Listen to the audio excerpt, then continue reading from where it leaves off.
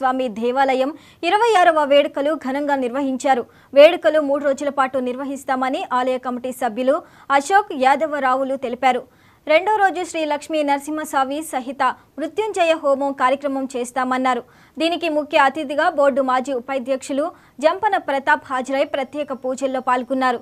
అనంతరం జంపన ప్రతాప్కు ఆలయ ప్రధాన అర్చకులు తీర్థ ప్రసాదాలు అందజేసి శాలువాతో ప్రతాప్కు కమిటీ సభ్యులు సన్మానం చేశారు.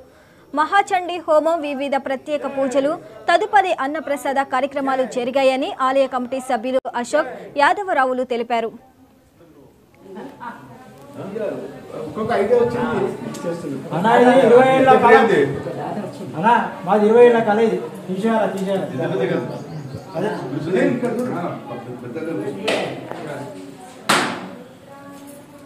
ఇది పెట్టేటప్పుడు తీయాలి అసలు 10 రాలి మరి చాలా